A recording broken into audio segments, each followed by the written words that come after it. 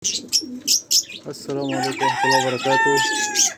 أهلا بكم من جديد في قناة الإمام الريحان والعصافير. النهاردة إن شاء الله أنا طالع كده بأكلهم، هو لسه هطلب من الأكل أهو كلفة زي ما احنا متعودين. لقيتها ما شاء الله تبارك الله. البيضة جنبها وقشرة البيضة جنبها أهو زي ما حضراتكم شايفين أهو. لسه مطلعة مش عارف زغلول ولا زغلولين، لسه قلنا هنشوفهم مع بعض معاكم أهو. ما شاء الله تبارك الله لسه الزغلولين أهو. واحد لسه طالع عرقان، وواحد طالع بقاله يعني ايه، قولوا ساعة ولا ساعتين كده. ما شاء الله تبارك الله. وهي هتشيل طبعا سبحان الله فيهم ميزة، اللي احنا بنشيلهم، اللي احنا كمان بنشيل البيضة من جنبهم خالص، بحيث اللي ما تلمش الحشرات على الزغاليل او اي حاجة تضرهم. طبعا القشرة بتتشال ليه؟ ممكن الزغلول دماغه تيجي في نص البيضة، أمه متعرفش تخرجه.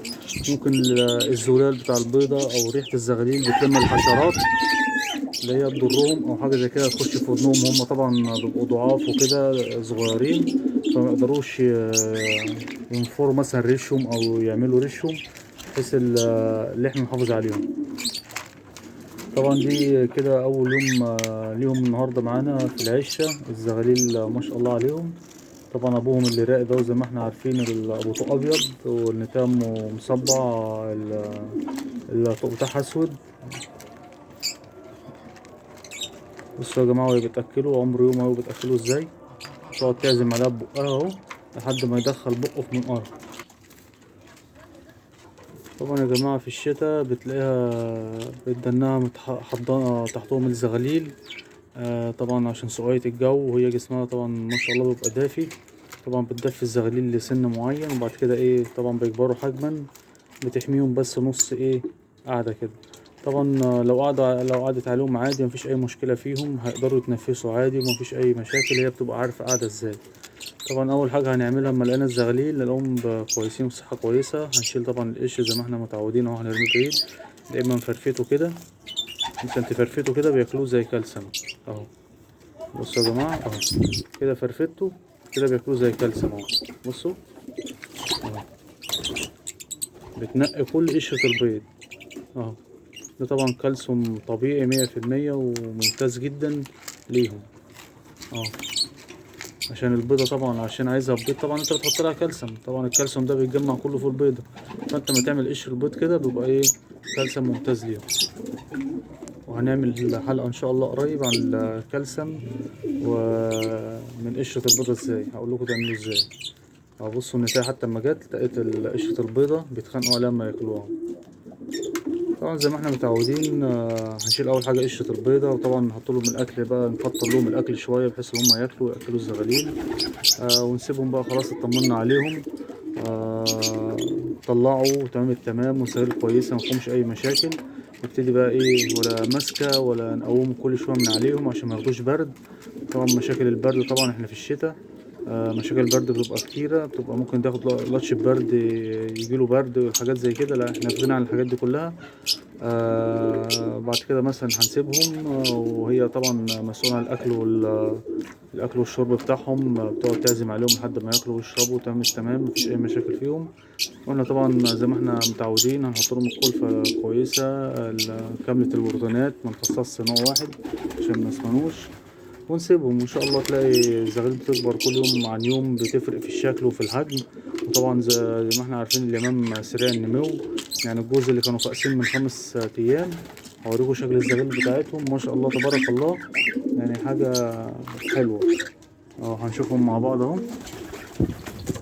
بصوا الزغاليل يا جماعة ما شاء الله، يعني مبقتش عارفة تقعد عليهم من حجمهم. ما شاء الله بتكبر طبعا الزغاليل على طول. ما بياخدوش وقت. طبعا لما تكون مربي مجموعة وتلاقي إنتاج ما شاء الله عليه، تلاقي هنا مطلع وجميع الأعمار، هنا مثلا بيضة، هنا مطلعة، هنا مثلا حجمهم لسه فأسة، هنا أكبر شوية، هنا أكبر شوية، تلاقي المراحل كلها إيه عندك. دي حلاوة اللي أنت تربي إيه جوز واتنين وتلاتة وأربعة وخمسة، وأنت حرية شخصية طبعا، وإذا كنت هتقدر عليهم مفيش أي مشاكل. طبعا الفطرة بتبقى حلوة، الدكر ده يشغل الدكر ده يشوف ده يلاقي ده شغال كده، تلاقي الدنيا ايه ماشيه معاك حلو. بصوا اللي احنا كنا لسه مصورينهم من قيمه يومين ثلاثه، بصوا بقى حجمهم ما شاء الله عامل ازاي تبارك الله. ولا اي فيتامينات ولا في اي حاجه، هو الميه والاكل وما فيش بعد كده. قله المسك طبعا لها عامل اساسي. ما تخوفش الفرد، ممكن من كتر الخوف ما ممكن ما تاكلش زغللها. تحط لهم الكلفه، ما تتخصصش نوع واحد بس انت تاكله لهم بحيث ان هم يستفادوا منه. تلاقي الزغلول كبر وما خدش وقت، وبعد كده تلاقي النتاية على طول تخلص الزغلولين من هنا تلاقي باضت، وهتلاقي الزغلول لسه جنبها مفيش اي مشاكل فيه. بصوا قعدت يا جماعة كده ايه على الزغاليل خالص طبعا. ودول برضك كبروا زغلولهم هم ما شاء الله تبارك الله. زي ما قلت لكم جميع المراحل لازم يبقى ايه معاكم كده ما شاء الله. تلاقي الزغلول هنا كبير، تلاقي هنا الزغلول لسه عمر يومين، تلاقي القفص التاني عمر 3 أيام، تلاقي كده. انت فاهمين فاهمين قصدي؟ وادي لسه بيضة اهي، لسه البيض ما شاء الله مسود اهو وشكله بينقر كمان. هنشوفه مع بعض ان شاء الله بكرة ولا بعده ان شاء الله ممكن يطلع، عشان هما بايضين ايه في وقت معين، وقت واحد كده. طبعا الدكر ده لوحده. لقيت الجوز التاني اتأخر عن البيض، قلت لا لازم نلحق الموسم. نبتدي ايه نجيب نتاية تانية من المجموعة دي. في نتاية كانت هنا زايفة اهي، هنبتدي ايه نحطها له.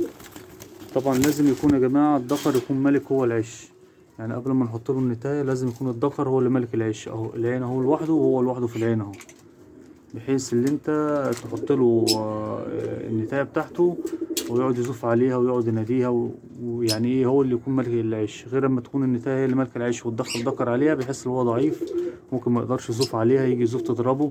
ممكن مثلا تكون متوحشة او حاجة تقعد تضرب فيه لحد ما تعوره، الحاجات دي كلها. فلازم يكون الدكر لوحده، يكون دكر زايف، يكون دكر شغال، وتبتدي ايه تحط له النتاية اهو. هنحط له النتاية اهو، ادي النتاية حطيناها له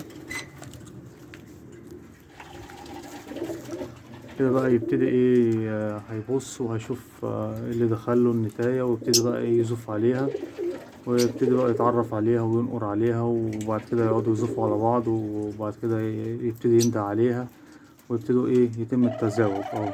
بصوا يا جماعة، يبتدي بقى ايه يزوف عليها يتعرف عليها، وعايز يزوف عليها ويكسر عليها. ما تقلقش لو ضربها شوية مفيش اي مشاكل اهو، هيبتدي يزوف اهو اهو كده. هي بتخش طبعا لسه بتتعرف على المكان، وهو طبعا اهو. دي الجوازة الصحيحة بقى، دول لسه والله لسه أول مرة ايه أجوزهم، بس أنا بقولك على الطريقة الصحيحة. لازم يكون الذكر ملك العش وبعد كده تدخل عليه النتاية. طبعا النتاية برضك تكون في سنه وشغالة، مش شرط بقى أصغر منه ولا أكبر منه، المهم أهم حاجة تكون شغالة واشتغلت قبل كده أو على وش شغل، بس تكون جاهزة للشغل. تعرفها ازاي؟ تلاقيها موقعة ريش، تلاقي جسمها مليان، تلاقي مفيش أي مشاكل فيها. اي ذكر يزوف عليها تلاقي مثلا رايحاله بزوم كده، بتدي زومة خفيفة كده اهو. ده طبعا هيدنه ويزوف عليها، مش هيسيبها غير لا اما يكسر عليها لا اما يتجوزوا مثلا يلعبوا في دماغ بعض كده بمنقرهم كده. كده خلاص هيبتدوا بقى ايه ياخدوا لهم زاوية في القفص، ويبتدي ايه يقعد ايه هو يندى عليها، هي هتروح له، يظبطوا مع بعض المكان اللي ايه هيستريحوا فيه ويبيضوا فيه اهو. عرفتوا يا جماعة الطريقة الصحيحة للجواز اهو. الذكر يكون ملك العيش وانت تدخله نتاية، تلاقي زايف وتلاقي وحش في العيش. ودي النتاية هي كانت الذكر كان راقد، شكلها عايزة تبدل معاه، الذكر يقوم وهي تقعد اهي. طبعا سبحان الله بتقوم الذكر عشان هي كلت وتمت تمام، ممكن بقى ايه بتقوم الذكر عشان مثلا يقوم هو يبتدي ياكل، وهي تبتدي ايه الاكل اللي كلته وتبتدي ايه تاكل الزغاليل اهي. سبحان الله شوف بتزقه ازاي، او مثلا بتحضن على عيالها ازاي. هو الذكر ما شاء الله الذكر ده حنين جدا اه.